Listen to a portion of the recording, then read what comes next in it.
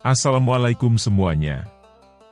Semoga kita selalu diberi kesehatan, banyak rizki dan penuh keberkahan. Kisah Abu Nawas dan logika terbalik. Pada suatu pagi yang cerah di Baghdad, matahari baru saja menyentuh kubah-kubah emas istana Raja Harun ar-Rasyid. Burung-burung berkicau riang, para pengawal berdiri tegak, dan para menteri sibuk berbisik-bisik seperti ayam kehilangan induk. Hari itu, Raja sedang sangat bosan. Astagfirullah, gumam Raja sambil menopang dagu. Kenapa hari-hari ini tak ada yang menarik? Semua laporan rapi, semua pajak lancar, semua menteri terlalu serius. Para menteri saling pandang. Serius? Itu pujian atau ancaman? Tiba-tiba seorang menteri tua bersuara pelan. Paduka, mungkin kita bisa memanggil Abu Nawas. Sekejap, wajah Raja berubah. Matanya berbinar seperti anak kecil melihat mainan baru. Abu Nawas, cepat panggil dia. Aku ingin tertawa sebelum janggutku ikut bosan. Tak lama kemudian, Abu Nawas datang dengan langkah santai. Bajunya kusut, sorbannya miring, dan wajahnya seperti orang yang baru bangun tidur tapi pura-pura bijak.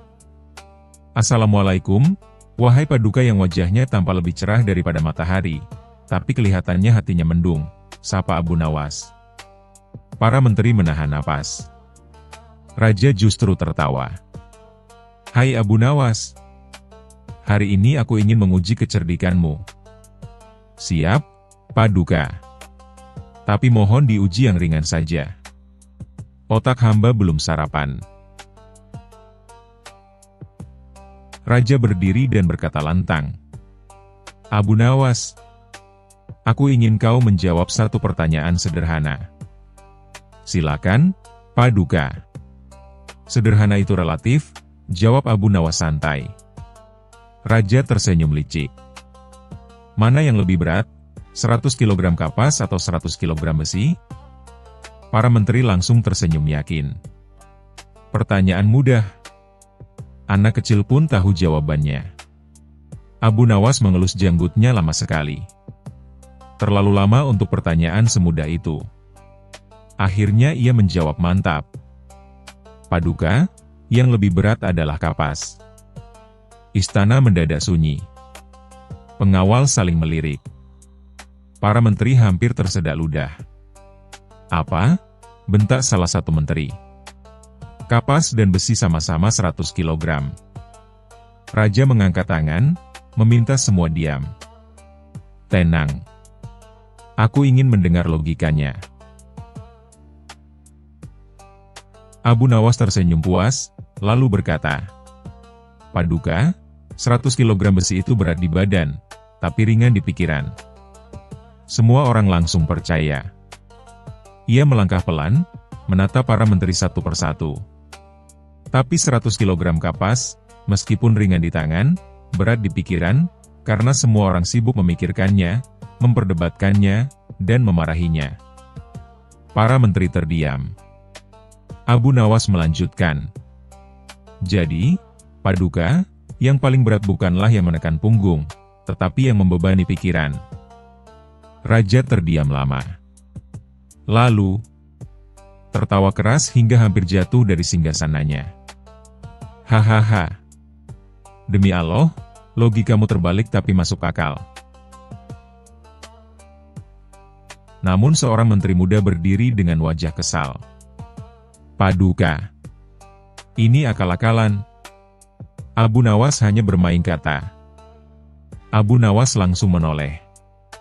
Wahai Tuan Menteri, apakah kata-kata tidak pernah membuatmu sulit tidur? Menteri itu terdiam. Abu Nawas melanjutkan. Apakah fitnah lebih ringan daripada batu? Apakah janji kosong tidak lebih berat daripada pedang? Istana kembali sunyi. Raja mengangguk pelan. Cukup. Hari ini aku belajar sesuatu. Abu Nawas, kata Raja. Sebagai hadiah, Aku akan memberimu emas seberat 100 kilogram. Para menteri kaget. Abu Nawas justru tersenyum lebar. Paduka, bolehkah hamba menolak? Menolak emas? Kau gila? Tidak, Paduka. Hamba takut pikiran hamba tak sanggup menanggung beratnya. Istana meledak oleh tawa. Akhirnya raja berkata, "Baik. Aku beri kau sekantung kecil emas, tapi dengan hikmah besar." Abu Nawas membungkuk hormat. "Terima kasih, Paduka. Hikmah memang tak butuh karung." Pesan moral.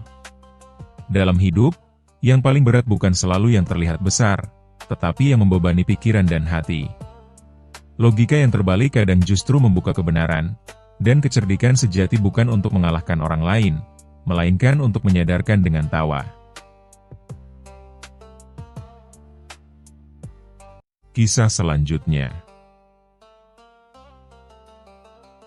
Kisah Abu Nawas dan sungai yang berbicara. Pada suatu hari di negeri Baghdad yang penuh keajaiban dan keanehan, Sang Raja Harun al-Rasyid merasa bosan. Ia telah menonton para penari, mendengar musik, bahkan membaca puisi-puisi paling indah dari para penyair istana. Tapi tetap saja, rasa bosan itu menempel seperti permen karet di alas sandal. Akhirnya, ia memanggil penasihatnya dan berkata, "Aku butuh hiburan yang tidak biasa. Sesuatu yang belum pernah terjadi sebelumnya. Jangan beri aku penyair, atau pemain kecapi. Bawa Abu Nawas ke hadapanku." Penasihat pun mengangguk, dan dalam waktu singkat, Abu Nawas, si pria cerdik berjubah putih dan bersorban yang selalu punya cara licik untuk menghadapi persoalan, sudah berdiri dengan tenang di depan sang raja. "Abu Nawas," kata Harun al-Rasyid sambil mengelus jenggotnya, "aku ingin kau membuktikan sesuatu. Bukan puisi. Bukan teka-teki. Aku ingin kau membuktikan bahwa sungai bisa berbicara." Mendengar itu, Abu Nawas nyaris tersedak udara. "Ampun tuanku. Apakah telinga hamba tidak salah dengar? Sungai bisa bicara?" "Ya, sungai yang bisa bicara," ujar sang raja dengan semangat. "Aku beri kau waktu 3 hari. Bila kau gagal, siap-siap mandi bukan di sungai, tapi di penjara." Abu Nawas pun pamit dengan wajah pucat seperti kain kafan yang baru dicuci. Ia berjalan pulang sambil menggaruk-garuk kepala yang sebenarnya tidak gatal. Keesokan harinya, Abu Nawas pergi ke pinggir sungai Tigris. Ia berdiri di tepi sungai sambil berbicara seolah-olah sungai itu sahabat lamanya. "Wahai sungai yang agung, sungai kebanggaan Baghdad. Apakah kau bisa berbicara padaku?" Tentu saja, sungai hanya bergelombang pelan, seolah-olah tertawa kecil melihat kebodohan manusia. Seorang nelayan yang lewat menatap Abu Nawas dengan dahi berkerut. "Apa kau baik-baik saja, Abu Nawas? Mau kupanggilkan tabib?" "Tidak perlu," kata Abu Nawas, "saya sedang berdiskusi penting dengan air." Nelayan itu pergi sambil menggeleng-geleng. Dan sungai tetap diam, tentu saja.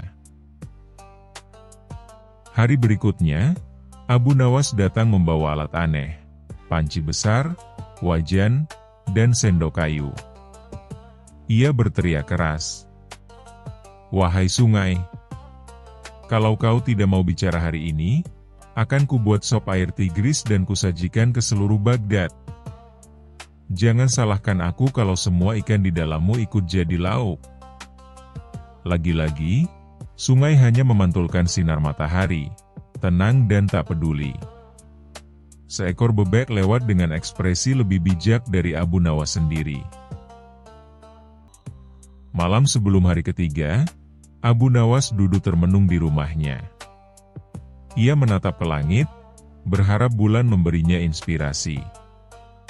Dan tiba-tiba, ting! Otaknya menyala seperti lentera ditiup jin. Kalau sungai tak bisa bicara, ya, aku yang harus membuat orang lain percaya bahwa sungai itu bicara. Keesokan paginya, Abu Nawas pergi ke pasar dan menyewa 2 anak laki-laki yang terkenal paling cerewet dan suka bermain air. Ia menyuruh mereka bersembunyi di balik semak di tepi sungai. Ia memberi mereka tugas yang sangat penting, menjadi suara sang sungai. Abu Nawas mengundang sang raja dan beberapa pejabat ke pinggir sungai. Karpet istana dibentangkan, parasol emas dibuka, dan makanan ringan disajikan. Sang raja duduk dengan senyum sinis. Jadi, Abu Nawas, mana sungai yang katanya bisa bicara itu? Abu Nawas pun melangkah ke tepi sungai dan berseru, "Wahai sungai Tigris, katakan pada kami, apakah kau bisa berbicara?" Tiba-tiba, terdengar suara dari semak. "Aku bisa berbicara, wahai Abu Nawas yang cerdas." Raja melompat dari duduknya. "Apa itu?" "Sungai. Sungai bicara." Lalu terdengar lagi, "Benar, Tuanku Raja. Tapi aku hanya akan bicara kalau Abu Nawas hadir. Aku tidak suka orang yang tidak cerdas." Pejabat istana pun saling menatap. Salah satu menteri bahkan hampir tersedak kurma. Raja tercengang. "Luar biasa. Abu Nawas, sungguh luar biasa. Bagaimana kau bisa membuatnya berbicara?" Abu Nawas tersenyum lebar. "Sederhana, Tuanku. Sungai hanya berbicara kepada mereka yang punya imajinasi dan rasa humor tinggi."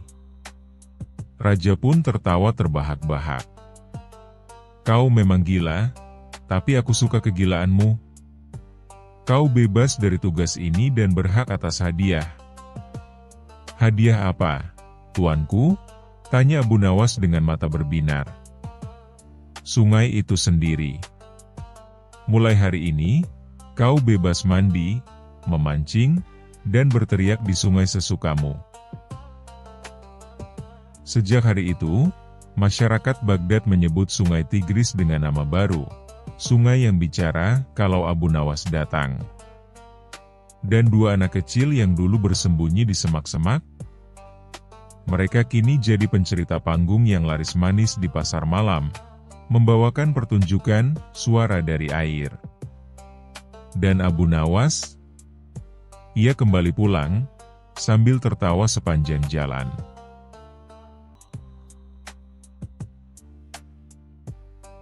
Kisah selanjutnya. Kisah Abu Nawas dan hutan sihir. Kisah lucu dari alam tersihir dan otak yang jenius. Hari itu, Abu Nawas bangun kesiangan karena semalam ia begadang menulis puisi untuk ayam tetangga yang sedang stres. Ia bangkit dengan rambut acak-acakan dan baju tidur yang masih lusuh. "Aku butuh liburan," gumamnya sambil menguap lebar. Tanpa rencana matang, Abu Nawas membawa sepotong roti, sebotol air, dan sebuah sendok kayu, entah buat apa, dan memutuskan berjalan menuju arah hutan yang katanya paling misterius di kerajaan. Hutan gelap tertawa. Orang-orang bilang, siapapun yang masuk ke sana akan mendengar suara-suara aneh. Pohon tertawa, batu menyanyi, dan angin yang suka menggelitik ketiak. "Cocok," kata Abu Nawas. "Itu seperti pesta ulang tahun versi hutan." Begitu masuk ke hutan, suasana berubah drastis. Abu Nawas dikejutkan oleh suara dari semak belukar. "Heh, yang pakai sandal jepit sebelah kanan beda warna." Mau kemana, Mas? Abu Nawas celingukan. Hah? Semak bisa ngomong? Bukan semak, ini aku, pohon akasia bagian belakang. Aku ketempelan jin pelawak. Abu Nawas tertawa. Wah, jin zaman sekarang multitalenta, ya? Bisa nempel, bisa stand up. Ia melanjutkan perjalanan, dan semakin ke dalam, semakin banyak benda di sekitarnya yang ikut-ikutan jadi pelawak. Batu besar bernyanyi dangdut. Hatiku hancur berkeping-keping, gara-gara diinjak pakai sandal jepit. Sungai kecil bercanda. Cuci muka di sini bisa awet muda, asal jangan pakai sabun kucing. Dan daun-daun berjatuhan sambil berkata, please deh, angin, aku belum gajian. Tiba-tiba, muncul asap ungu pekat, dan dari balik kabut muncullah sosok tua dengan jubah bergambar emoji ketawa, topi runcing penuh glitter, dan janggut sepanjang keluh kesah. Akulah penyihir gelak, katanya dramatis. Siapa kau, yang berani menginjak tanah hiburan abadi ini? Aku Abu Nawas. Aku bukan menginjak, tapi menyentuh dengan penuh cinta. Ngaco. Kau pasti mau mengganggu kutukanku. Semua benda di sini harus tertawa. Aku benci kesedihan. Karena aku pernah ditinggal menikah oleh badut wanita di pelaminan. Abu Nawas melongo. Wah, kisah cinta yang absurd tapi menyakitkan. Makanya aku sihir seluruh hutan ini. Biar semua benda ikut tertawa, walaupun hatiku menangis. Abu Nawas menghela napas panjang. Wahai penyihir, izinkan aku menyembuhkan luka hatimu bukan dengan sihir, tapi dengan stand-up komedi spesial. Ia berdiri di atas batu, yang tiba-tiba berubah jadi panggung, dan mulai. Pernah dengar kisah raja yang takut bayangannya sendiri? Tiap malam dia lempar sandal ke tembok karena dikira ada pengintai. Atau kisah kucing istana yang jadi penasihat menteri? Karena cuma dia yang bisa bikin semua diam, dengan tatapan menghina. Penonton tidak hanya penyihir, tapi juga semua pohon, batu, bahkan seekor tupai yang tiba-tiba pakai wig dan tertawa terpingkal-pingkal. Penyihir tertawa sampai janggutnya melilit leher. Hahaha. Ampun, Abu Nawas. Kau penyihir komedi sejati. Seketika, sihir di hutan lenyap. Suasana jadi damai, meski sedikit kecewa karena pohon tidak lagi bisa nyanyi dangdut. Sebagai hadiah, penyihir memberikan Abu Nawas sebuah cermin ajaib yang jika dilihat, akan menunjukkan versi paling konyol dari diri sendiri. Berikan ini pada siapapun yang merasa paling serius di dunia. Maka dia akan tertawa, bahkan jika dia menteri. Abu Nawas pulang dengan bangga sambil memeluk cermin.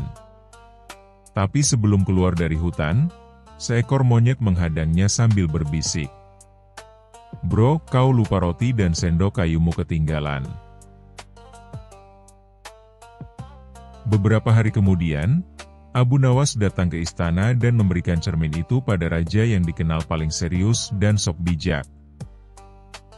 Raja melihat ke dalam cermin, dan seketika jatuh dari singgasananya sambil berkata, "Ya ampun, kenapa alisku mirip jangkrik mabuk?" Sejak saat itu, setiap malam Jumat, diadakan acara komedi kerajaan, di mana Abu Nawas menjadi pembawa acara tetap, dan cermin itu dipajang sebagai simbol bahwa tawa bisa menyihir dunia lebih dari sihir itu sendiri. Kadang yang kita butuhkan bukan sihir atau kekuatan, tapi tawa yang tulus, dan sedikit kemampuan meniru suara kambing.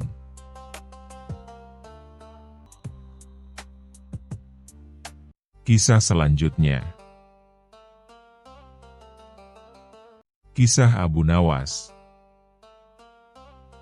dan pintu terkunci. Pada suatu pagi yang cerah, istana Baghdad mendadak gempar bukan karena perang, bukan pula karena naga terbang, melainkan karena sebuah pintu. Ya, hanya satu pintu. Tapi bukan sembarang pintu.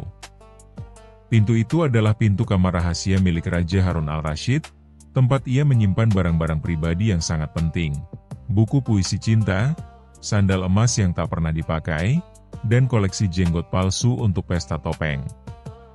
Namun pagi itu, pintu kamar rahasia terkunci dan tak bisa dibuka, bahkan oleh kuncinya sendiri. Raja pun marah besar. Ia menggebrak meja sarapan hingga sepiring kebab mental ke kepala menteri. Siapa yang berani mengunci pintuku? Apa ini perbuatan penyusup? Atau jin istana? Menteri-menteri kebingungan. Para penjaga bingung. Bahkan kunci asli pun bingung, karena ketika dimasukkan, tidak bisa berputar. Akhirnya, atas saran selir kesayangan yang sedang bosan, Abu Nawas dipanggil ke istana. Abu Nawas datang dengan langkah tenang, sorban putihnya tertiup angin seperti pahlawan dalam film. Ada masalah dengan pintu, Paduka? Ya. Pintu terkunci dan kuncinya tidak bisa membuka. Wah, pintu yang tidak bisa dibuka dengan kunci, berarti itu bukan pintu. Itu dinding, Paduka. Para menteri langsung menunduk, menahan tawa. Raja melotot. Jangan main-main, Abu Nawas. Ini urusan penting. Di dalamnya ada koleksi rahasiaku. Abu Nawas tertawa kecil. Baiklah, izinkan hamba menyelidiki misteri pintu terkunci ini. Langkah pertama, Abu Nawas meletakkan telinganya di pintu. Ia mendengarkan. Sepertinya di dalam ada sesuatu yang bergerak. Apa? Hantu? Seru menteri. Tidak. Suara seperti seekor kucing kelaparan. Atau bisa jadi menteri yang terjebak. Langkah kedua, Abu Nawas menyuruh penjaga mencoba membuka pintu. Mereka mendorong, menarik, bahkan memanggil tukang kayu dan peniup seruling. Tetap tak berhasil. Langkah ketiga, Abu Nawas berkata, "Kita butuh orang yang bisa bicara dengan pintu." Semua terdiam. Siapa itu? Tentu saja tukang pintu. Beberapa jam kemudian, datanglah seorang tukang pintu tua bernama Bahri. "Saya hanya membuat pintu biasa, Tuan." "Pernahkah pintu ini minta cuti?" tanya Abu Nawas. "Tentu tidak." "Apakah pintu ini mungkin merasa lelah dan memilih menutup diri dari dunia?" Tukang pintu itu nyaris menangis karena bingung. Namun saat Abu Nawas mengetuk perlahan dan berkata, "Wahai pintu, bukalah dirimu." Tiba-tiba, pintu terbuka dengan sendirinya. Semua terkejut. Raja sampai melotot. "Apa yang kau lakukan, Abu Nawas?" "Saya hanya bicara dengan lembut. Kadang, pintu tidak suka didorong-dorong. Ia ingin dihargai." Tiba-tiba terdengar suara dari dalam kamar. Meong. Ternyata seekor kucing gendut keluar setelah pintu terbuka. Kucing istana, bernama Putri Manja, rupanya terjebak tadi malam dan tidur di sana. Ia tak sengaja menekan tuas pengunci dengan badannya yang, sangat berbobot. Raja mendesah lega sekaligus malu. Semua ini karena kucing? Abu Nawas mengangguk. Ya, Paduka. Kucing, pintu, dan sedikit perasaan. Sebagai hadiah, Raja memberikan Abu Nawas sebuah kunci emas, yang ternyata hanya bisa membuka laci kosong. Ini lambang kebijaksanaan, Abu Nawas. Terima kasih, Paduka. Tapi, bolehkah saya minta hadiah yang bisa membuka dapur kerajaan? Raja tertawa hingga air matanya keluar, dan istana pun kembali tenang. Hingga suatu pagi, jendela kerajaan mendadak terkunci dari luar. Dan semua langsung berkata, "Cepat panggil Abu Nawas lagi."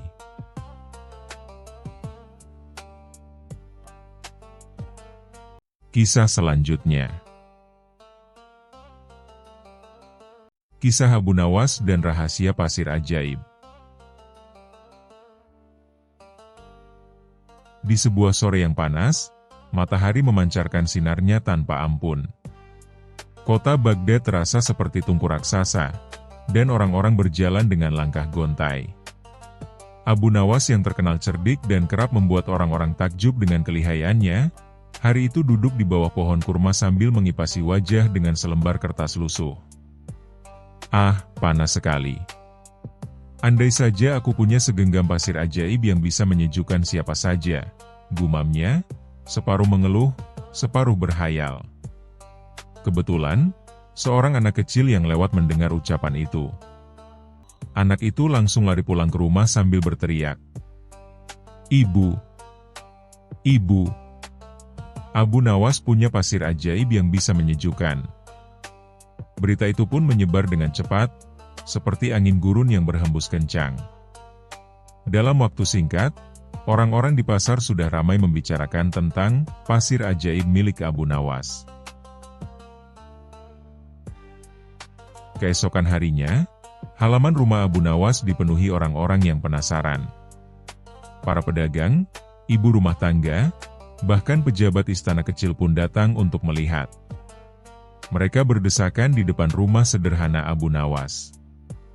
"Abu Nawas, katanya engkau punya pasir ajaib," teriak seorang pedagang kain dengan napas terengah.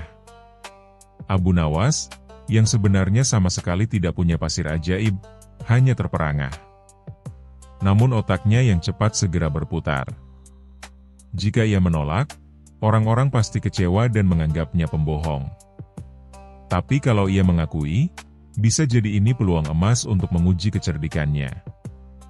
Dengan tenang ia tersenyum dan berkata, "Benar, aku memang punya pasir ajaib. Tapi pasir ini tidak bisa sembarangan dipakai. Ada syaratnya."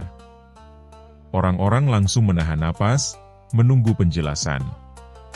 "Syaratnya adalah, hanya orang yang benar-benar jujur hatinya yang bisa merasakan khasiatnya," kata Abu Nawas dengan suara dibuat misterius. Seorang pria kaya raya yang terkenal pelit, bernama Bahzar, maju ke depan. Ia menepuk dadanya. "Aku orang yang paling jujur di kota ini. Berikan padaku pasir ajaibmu, Abu Nawas." Abu Nawas mengangguk tenang, lalu ia mengambil segenggam pasir biasa dari halaman rumahnya. Ia menaruhnya di tangan Bahzar sambil berkata, "Tutup matamu, tarik napas dalam-dalam, lalu bayangkan kejujuranmu." Bahzar pun mengikuti. Tapi alih-alih merasa sejuk, pasir itu justru masuk ke hidungnya karena angin bertiup kencang. Ia bersin keras berkali-kali hingga wajahnya merah seperti tomat. Orang-orang yang melihat tak kuasa menahan tawa. "Hahaha. Itu wajah jujur atau wajah pilek?" ejek seorang anak muda. Abu Nawas pura-pura serius sambil mengelus janggutnya. "Aneh sekali, mungkin pasir ini menolakmu, wahai Bahzar.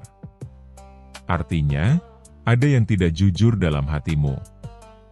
Wajah Bahzar semakin merah, kali ini bukan karena pasir, melainkan karena malu.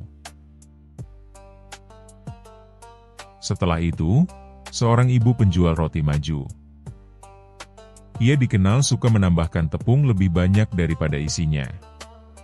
Dengan penuh percaya diri ia berkata, "Aku pasti jujur. Buktikan dengan pasir itu, Abu Nawas."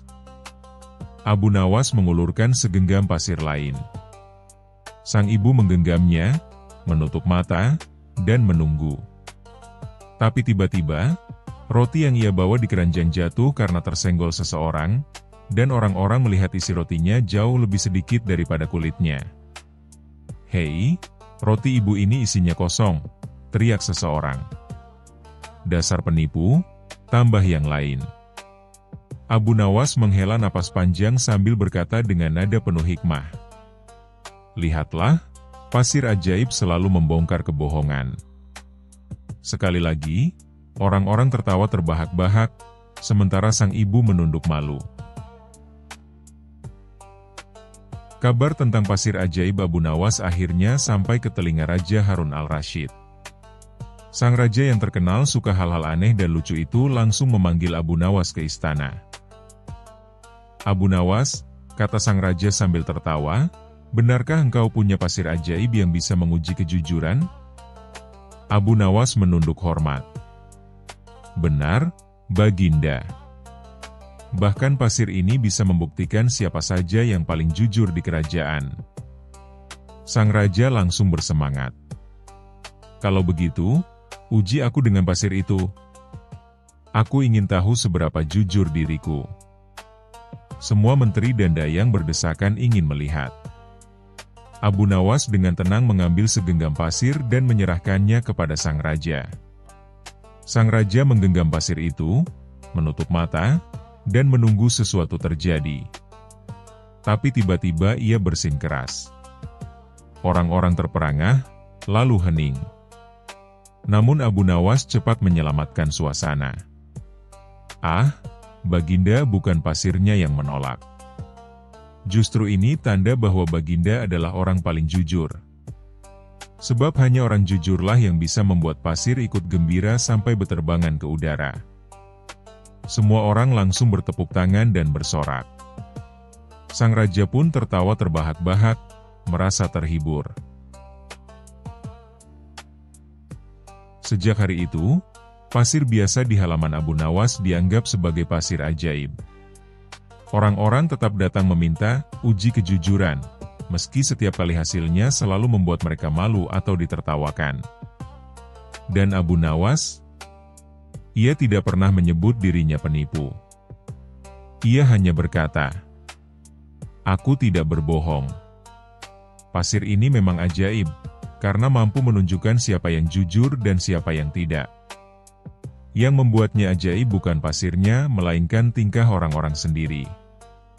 Orang-orang akhirnya sadar, keajaiban itu bukan ada di dalam pasir, melainkan dalam cerdiknya Abu Nawas memutarbalikkan keadaan.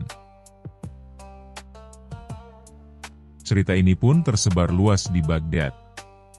Dan setiap kali orang melihat segenggam pasir di jalan, mereka akan teringat pada Abu Nawas dan keajaiban lucunya yang membuat semua orang terpingkal. Kisah selanjutnya. Kisah Abu Nawas dan perdebatan para ulama. Di sebuah pagi yang cerah di kota Baghdad, suasana pasar begitu ramai dan riuh. Orang-orang berdesakan membeli barang, para pedagang berseru menawarkan dagangan, dan aroma rempah bercampur dengan bau roti panggang yang baru keluar dari tungku. Di tengah keramaian itu, seperti biasa, berjalanlah seorang pria sederhana namun terkenal karena kecerdasannya, Abu Nawas.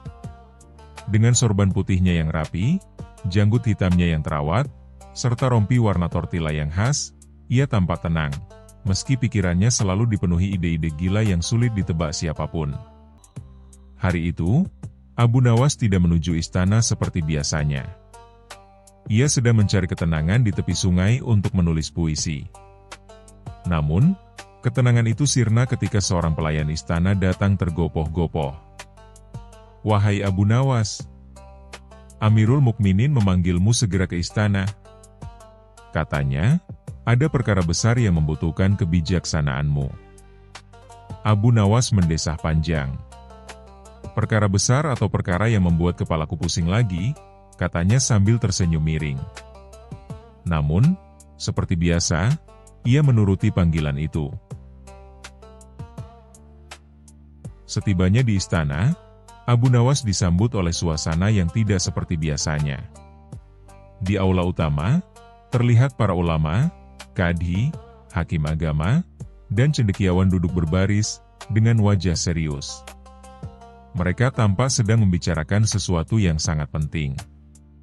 Di atas singgasananya, Raja Harun al-Rasyid terlihat bingung, wajahnya antara kagum dan pusing. "Abu Nawas," serunya lega begitu melihat si cerdik itu datang. "Syukurlah kau datang. Aku benar-benar butuh bantuanmu kali ini." Abu Nawas menunduk sopan. "Apakah ada musuh menyerang kerajaan, tuanku? Atau mungkin harta kerajaan hilang lagi?" Raja menggeleng cepat.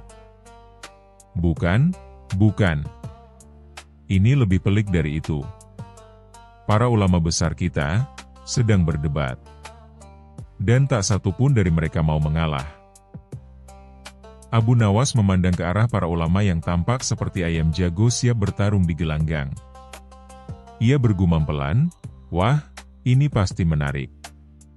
Salah satu ulama bangkit dan berkata lantang, "Kami sedang membahas pertanyaan besar, wahai Raja. Siapakah yang lebih utama, orang yang banyak beribadah tapi bodoh, atau orang yang berilmu tapi jarang beribadah?" Sontak semua ulama ribut lagi, saling memberi argumen. Suara mereka naik turun seperti badai di dalam masjid. Raja menepuk dahinya. Sudah 3 jam mereka berdebat, tapi belum ada jawaban yang memuaskan. Abu Nawas tersenyum kecil. "Kalau begitu, izinkan hamba mencoba memberi jawaban, tuanku." Abu Nawas maju ke tengah ruangan. Semua mata tertuju padanya.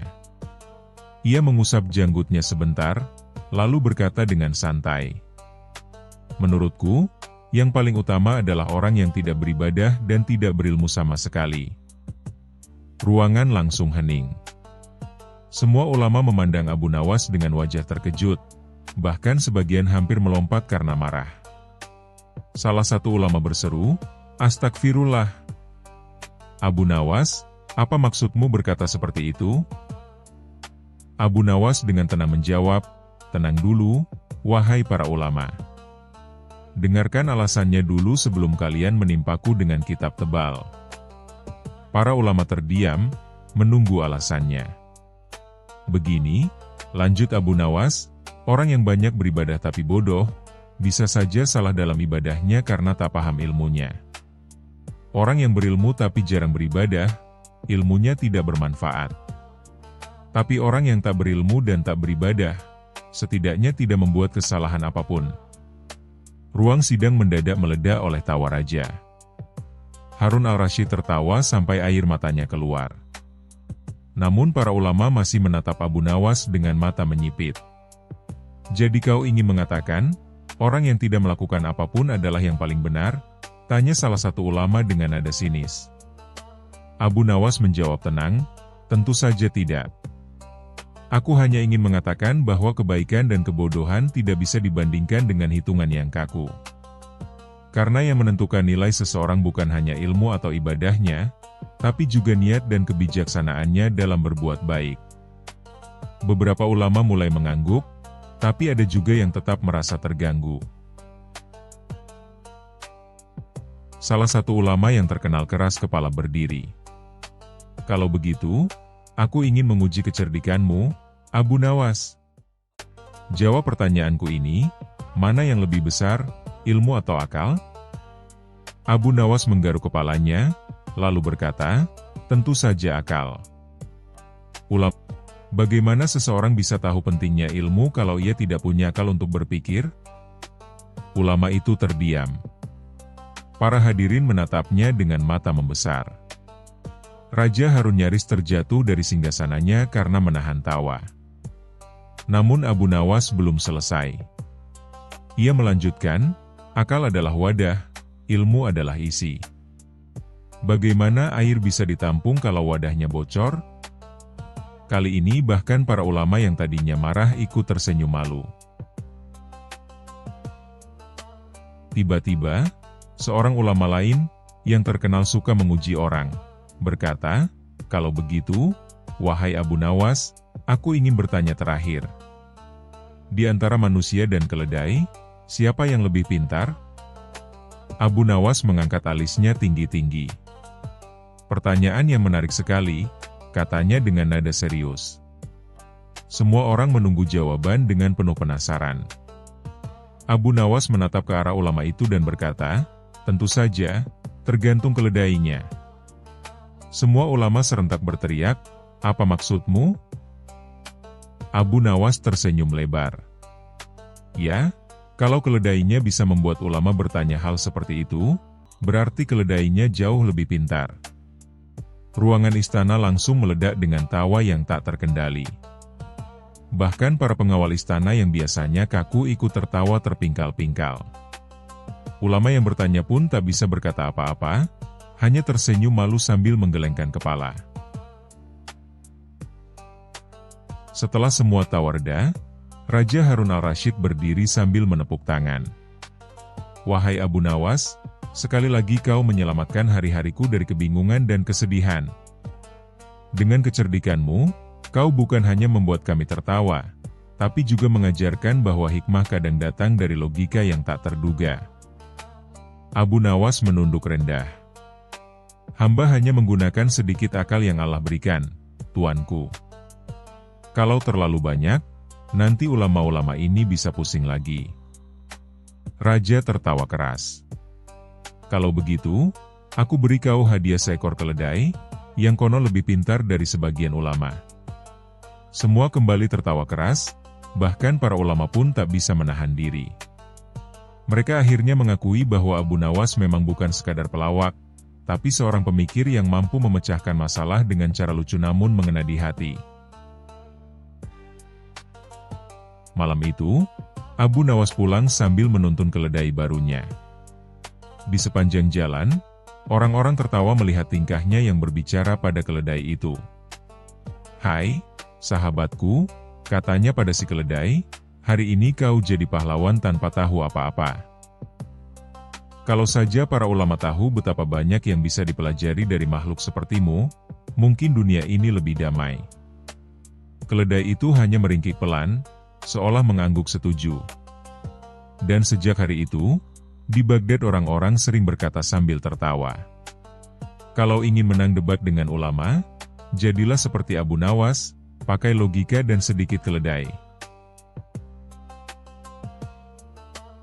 Kisah selanjutnya. Kisah Abu Nawas dan misteri kebun buah yang raib dalam semalam.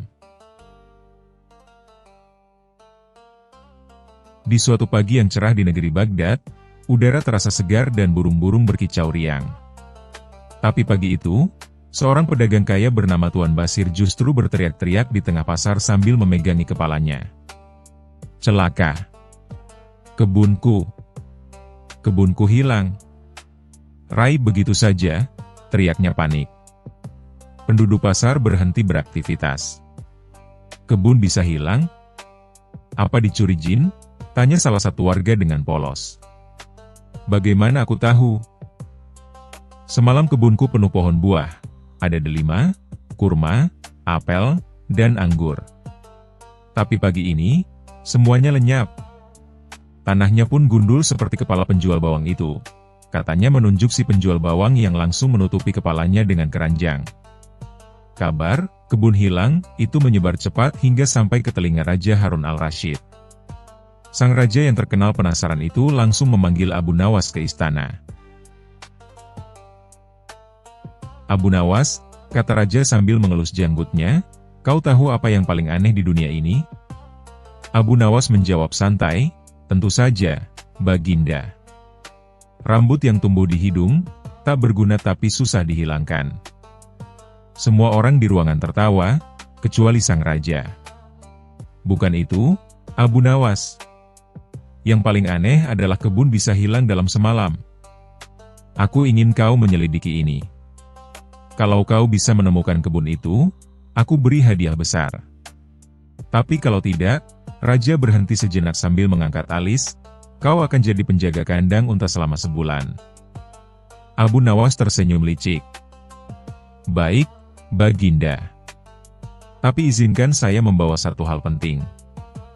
Apa itu? Tanya raja. Perut kosong. Karena kalau saya lapar, akal saya berjalan lebih cepat. Raja menggeleng, baiklah, pergilah sebelum aku berubah pikiran. Abu Nawas mendatangi lokasi kebun Tuan Basir. Benar saja, yang tersisa hanyalah tanah kering tanpa satupun batang pohon. Kebun ini tidak hilang, tapi dipindahkan, gumamnya. Dipindahkan? Tuan Basir terkejut. Mana mungkin kebun bisa dipindahkan, Abu Nawas? Abu Nawas jongkok, mengamati tanah. Tidak ada bekas akar yang dicabut, tapi ada jejak roda besar dan bekas air. Kau tahu siapa yang suka memindahkan barang besar malam-malam? Pencuri? Tebak Tuan Basir. Tidak. Itu kerjaan orang yang punya tenaga besar dan otot lebih banyak dari otak para penjaga istana. Mata Tuan Basir membulat. Maksudmu kebunku diambil istana? Abu Nawas mengangkat bahu. Kita buktikan saja. Malam itu, Abu Nawas menyamar sebagai penjual buah keliling dan menyelinap ke halaman belakang istana. Ia hampir tertawa terbahak ketika melihat kebun raksasa di dalam tembok istana yang persis seperti kebun Tuan Basir. Pohon-pohon tumbuh rapi, buahnya bergelantungan segar, bahkan ada papan bertuliskan, "Kebun persembahan untuk raja dari rakyat yang tulus." Abu Nawas berbisik, "Tulus? Atau takut disuruh bayar pajak lagi?" Ia mendengar dua penjaga sedang bercakap. Untung saja Tuan Basir tidak sadar kebunnya kita pindahkan malam itu, kata salah satu penjaga. Diam, bodoh. Kalau ketahuan, kita disuruh makan buah mentah sebulan penuh, sahut yang lain. Abu Nawas mengangguk pelan. Bagus. Aku sudah punya bukti. Keesokan paginya, Abu Nawas menghadap raja sambil membawa sekeranjang buah segar dari kebun itu. Baginda, katanya dengan wajah serius, saya menemukan kebun yang hilang. Raja tersenyum senang. Benarkah? Di mana? Di tempat yang sangat sulit dijangkau oleh manusia biasa. Di mana itu? Tanya raja makin penasaran. Di balik tembok keangkuhan, jawab Abu Nawas pelan sambil menatap mata sang raja. Raja mengerutkan kening. Apa maksudmu? Abu Nawas menaruh keranjang buah di meja. Buah-buah ini dari kebun yang katanya hilang. Dan saya menemukannya tumbuh subur di taman belakang istana. Suasana seketika hening. Para menteri saling pandang. Penjaga istana menelan ludah. Raja memandang Abu Nawas lama sekali, lalu akhirnya tertawa terbahak-bahak. Jadi kebun itu dipindahkan ke istanaku, ya? Luar biasa. Siapa yang melakukannya? Abu Nawas menjawab santai, rakyat Baginda, yang berpikir kalau mempersembahkan kebunnya akan membuat Baginda lebih bahagia. Tapi ternyata Baginda lebih bahagia saat mengetahui kebenaran. Raja tertawa sambil bertepuk tangan. Kau memang tak pernah gagal, Abu Nawas. Baiklah, kebun itu akan dikembalikan kepada Tuan Basir, dan para penjaga yang memindahkannya akan memanen buah selama sebulan tanpa boleh makan satupun. Penjaga yang berdiri di sudut ruangan langsung pucat pasi. Beberapa hari kemudian, kebun Tuan Basir sudah kembali seperti semula. Ia memeluk Abu Nawas dengan gembira. Terima kasih, Abu Nawas. Kau menyelamatkan kebunku. Abu Nawas tersenyum sambil menggigit buah delima. Tidak apa-apa. Lagi pula, kalau kebun bisa hilang begitu saja, bagaimana dengan uang sewa rumahku? Jangan-jangan besok ikut hilang juga. Semua orang yang mendengar tertawa terbahak-bahak. Dan sejak hari itu, Tuan Basir setiap minggu mengirim sekeranjang buah ke rumah Abu Nawas. Tapi tentu saja, Abu Nawas tak pernah lupa untuk berkata, kalau kebunmu hilang lagi, jangan panggil jin. Panggil Abu Nawas saja. Kebenaran tak selalu bisa disembunyikan, bahkan di balik tembok istana sekalipun. Dan kecerdikan seringkali lebih kuat dari kekuasaan.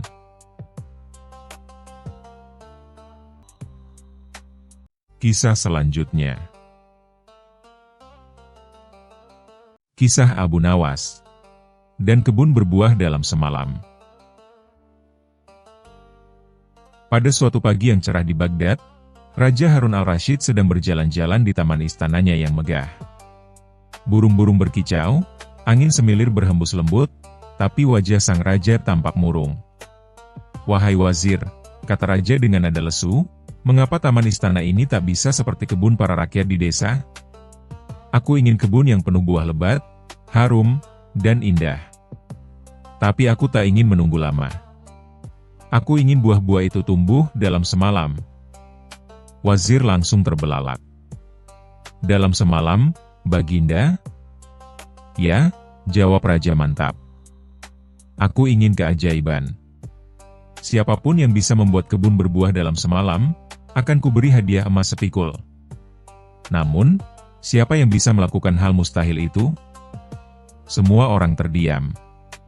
Sampai akhirnya, seperti biasa, nama Abu Nawas disebut. Keesokan harinya, utusan kerajaan datang ke rumah sederhana Abu Nawas. "Abu Nawas, Baginda memerintahkanmu membuat kebun berbuah dalam semalam." Abu Nawas mengusap janggutnya yang hitam sambil tersenyum. "Ah, dalam semalam? Itu pekerjaan mudah, asalkan aku tidak ditanya caranya besok pagi." Utusan itu kebingungan, tapi tak bisa membantah. Abu Nawas lalu berangkat ke istana sambil membawa cangkul, sekarung biji misterius, dan ember air. Malam itu, dengan bulan purnama menggantung indah di langit, Abu Nawas mulai bekerja. Ia menggali tanah di kebun istana, menanam biji-biji itu, lalu menyiramnya sambil bersenandung. Namun yang membuat penasaran, biji yang ditanamnya bukan biji biasa, melainkan biji kurma, biji semangka, kancing baju, dan beberapa batu kecil. "Wahai tanah istana," kata Abu Nawas dengan nada dramatis, "besok pagi, buatlah Baginda bahagia. Kalau tidak, aku bisa kehilangan kepala." Setelah selesai, Abu Nawas tidak pulang ke rumah. Ia mendirikan tenda kecil di pinggir kebun, dan tidur nyenyak. Keesokan paginya, raja dan para pengawal datang dengan penuh semangat. "Abu Nawas," seru raja, "mana buah-buahnya? Aku ingin melihat keajaibanmu." Abu Nawas menguap dan berdiri santai. "Tentu, Baginda. Tapi, harap tunggu sebentar. Sebelum melihat kebun, izinkan saya memanggil penjaga buah ajaib." Raja heran. "Penjaga buah ajaib?" Abu Nawas lalu berteriak keras ke arah kebun, "Hai penjaga buah ajaib! Munculkan hasilmu." Namun, tak ada apapun yang muncul. Semua hanya diam. Raja mulai marah, "Apakah kau mempermainkanku, Abu Nawas?" Dengan tenang Abu Nawas berkata, "Tidak, Baginda. Buah-buahnya sudah tumbuh, tapi hanya orang jujur yang bisa melihatnya." Semua pejabat langsung panik. Raja memandang ke kiri dan kanan, takut dianggap tidak jujur. Maka dengan nada meyakinkan ia berkata, "Oh, ya, aku bisa melihatnya. Betapa ranumnya buah-buah ini. Lihatlah para wazir, sungguh indah." Wazir ikut-ikutan, "Benar sekali, Baginda. Buahnya besar-besar. Bahkan ada semangka sebesar kepala unta." Para pengawal pun ikut memuji, "Indah sekali, Abu Nawas. Kebun ini seperti surga." Abu Nawas tersenyum geli. Ia tahu tak satu pun dari mereka benar-benar melihat buah. "Baginda," katanya, "karena Baginda puas dengan hasilnya, izinkan hamba menjemur hasil panen ajaib ini di halaman istana." Raja mengangguk bangga. "Tentu, Aku akan perintahkan rakyat datang melihat kebun ajaibku. Keesokan harinya, rakyat berbondong-bondong datang. Tapi begitu mereka melihat kebun, semua tercengang. Buah? Di mana buahnya? Yang ada cuma tanah dan batu, seru salah satu warga. Raja yang mendengar itu langsung malu luar biasa. Wajahnya merah padam. Ia menatap Abu Nawas dengan tatapan tajam. Abu Nawas, apa maksud semua ini? Dengan tenang Abu Nawas menjawab, Baginda, hamba hanya ingin menunjukkan bahwa terkadang keajaiban bukanlah tentang kebun yang berbuah dalam semalam, tapi tentang kejujuran yang bisa lenyap dalam sekejap. Semua orang terdiam. Raja akhirnya tertawa keras. Abu Nawas, kau memang licik tapi bijak. Kau membuatku belajar sesuatu hari ini. Abu Nawas tersenyum lebar dan menjawab. Syukurlah, Baginda. Karena kalau kebun benar-benar berbuah dalam semalam, tentu aku sudah membuka toko buah ajaib di pasar. Semua orang tertawa terbahak-bahak, dan Raja menghadiahkan Abu Nawas sekantong emas. Bukan karena kebun berbuah, tapi karena buah pikirannya yang cerdas. Pesan moral. Keajaiban yang sesungguhnya bukanlah tentang sesuatu yang muncul dalam semalam, melainkan tentang kejujuran, kecerdikan, dan kesabaran. Orang yang ingin hasil instan seringkali justru kehilangan makna dari prosesnya. Kisah selanjutnya. Kisah Abu Nawas dan pejabat tamak. Kisah cerdik, kocak, dan menampar keserakahan. Pada suatu masa di negeri yang makmur, setidaknya terlihat makmur di permukaan, tinggallah seorang pejabat istana bernama Tuan Bahram. Ia dikenal sebagai pejabat yang selalu tampil rapi, berbaju mahal, berjubah tebal, dan berwajah penuh senyum, namun hanya saat berada di depan rakyat. Di balik senyum itu, Bahram terkenal sebagai pejabat paling licik di istana. Ia gemar memungut pajak tambahan tanpa aturan, menerima uang pelicin dengan tangan gemetar namun hati riang, dan menyimpan emas hasil korupsinya di berbagai sudut rumah, bahkan di bawah tempat tidurnya sendiri. Masalahnya, meski kaya raya, Bahram tidak pernah merasa tenang. Tidurnya gelisah, makannya hambar, dan setiap mendengar suara pintu berderit, ia langsung menutup peti emasnya sambil berteriak. Siapa di luar? Jangan ambil hartaku. Sementara itu, di sudut kota yang sederhana, hiduplah Abu Nawas, lelaki sederhana. Wajahnya selalu ramah, senyumnya sering muncul bahkan di saat orang lain panik. Suatu pagi, Abu Nawas duduk santai di pasar sambil menyeruput teh murah, ketika ia mendengar orang-orang mengeluh. Pajak naik lagi. Pejabat itu menindas rakyat. Katanya demi negara, tapi rumahnya makin tinggi. Abu Nawas tersenyum kecil. Kalau perut pejabat makin buncit, biasanya akal sehatnya makin kempis. Kabar sampai ke telinga Tuan Bahram bahwa Abu Nawas sering melontarkan sindiran di pasar. Ia pun murka. Panggil orang bernama Abu Nawas itu ke istana, teriaknya.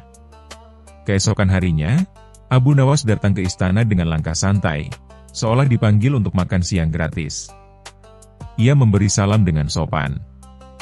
Abu Nawas, kata Bahram dengan suara dibuat tegas, aku dengar kau sering menjelekkan pejabat negara. Abu Nawas mengangguk pelan. Benar, Tuan. Tapi saya hanya menjelekkan pejabat yang jelek, bukan pejabat yang jujur. Wajah Bahram menegang. Apa maksudmu? Abu Nawas berkata. Pejabat jujur tidak akan tersinggung, Tuan. Yang tersinggung biasanya, ya, yang merasa. Bahram tersedak ludahnya sendiri. Untuk menutupi kegugupannya, Bahram berkata, baik. Kalau kau memang pintar, bantu aku. Aku selalu merasa diawasi. Seolah bayanganku sendiri ingin menangkapku. Abu Nawas menahan tawa.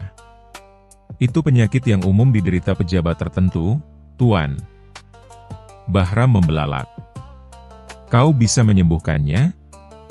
Tentu bisa, jawab Abu Nawas serius. Tapi metodenya aneh. Apapun akan kulakukan, seru Bahram.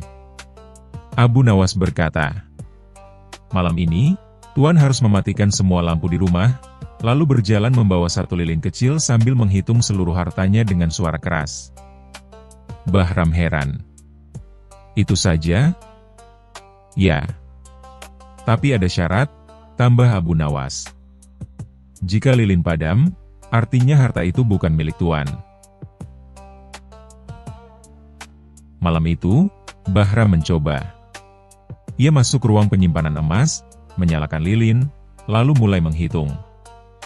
1 peti emas, 2 peti emas, 3 peti. Tiba-tiba, angin kecil masuk dari celah jendela. Lilin padam. Bahram menjerit. Tidak. Jangan ambil hartaku. Ia menyalakan lilin lagi, berpindah ke ruangan lain. Padam lagi. Ke ruangan lain, padam lagi. Semakin ia menghitung, semakin sering lilin padam. Akhirnya Bahram terduduk lemas. Keringat membasahi jubah mahalnya. Semua hartaku, bukan milikku, gumamnya gemetar. Keesokan paginya, Bahram memanggil Abu Nawas dengan wajah pucat. Apa yang terjadi padaku? Tanyanya lirih. Abu Nawas tersenyum bijak. Bukan lilin yang padam, Tuan. Tapi hati nurani Tuan yang selama ini gelap. Harta yang diperoleh dengan menindas rakyat tidak tahan terhadap cahaya kejujuran. Bahram terdiam lama.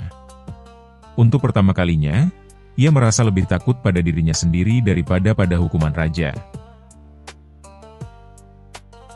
Beberapa hari kemudian, sesuatu yang mengejutkan terjadi. Bahram mengembalikan sebagian besar hartanya ke kas negara, menurunkan pajak, dan hidup lebih sederhana.